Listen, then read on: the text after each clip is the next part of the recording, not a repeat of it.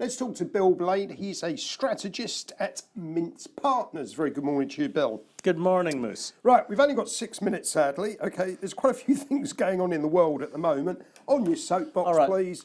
Let's try and condense the world down to 6 minutes. Everyone's panicking about Trump and trade wars.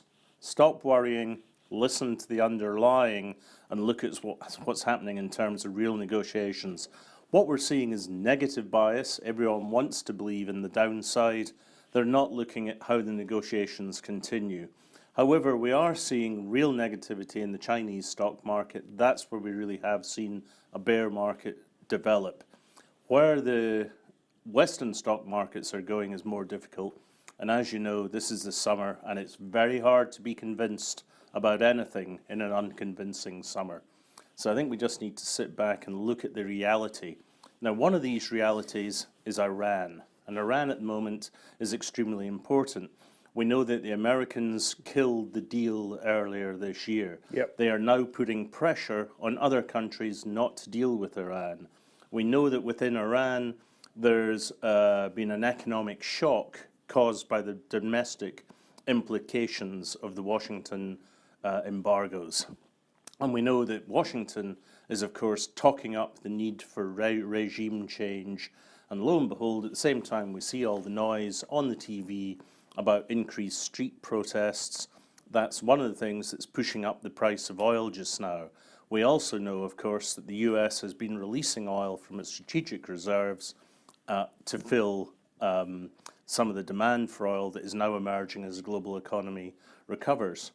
You have to wonder again how much of that is real news and how much of that is the news we want to see, that we will see regime change in Iran.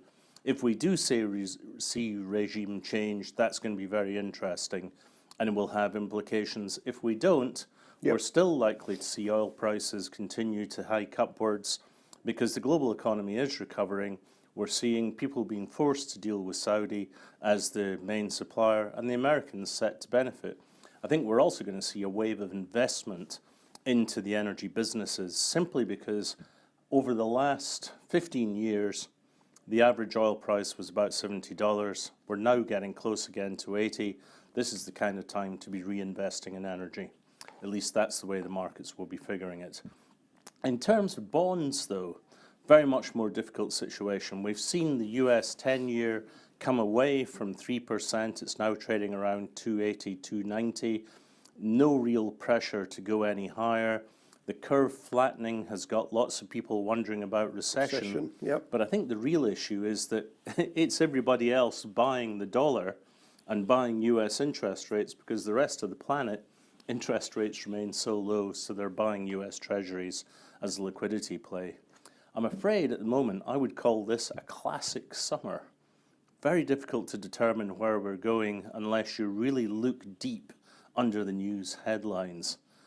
And of course, we've got the World Cup to watch as well. And I've got to say how gutted I am to see the Icelanders went out last night. They were robbed.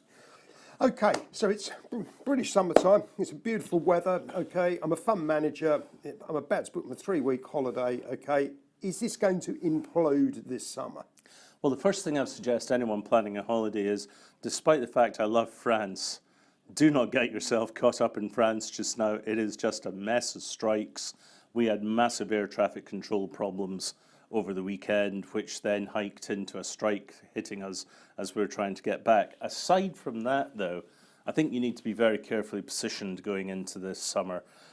My own gut feel is we are going to see a massive buying opportunity in the third quarter, and I don't think that requires a massive sell-off in markets.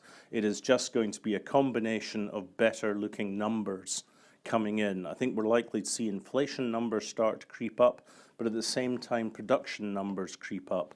We will see more signals of interest rate rises elsewhere beginning to emerge, and that's going to take some of the heat out of the US dollar bond market, causing rates to maybe to move up past the 3% rate again. And it's going to be a risk-on environment, and I think equity is going to benefit come third and fourth quarter. That said, there's always the opportunity that might not figure out that way, and we could still see a correction. On that note, young Bill, thought-provoking as always. I'm not off to France. Bill, thank you very much indeed.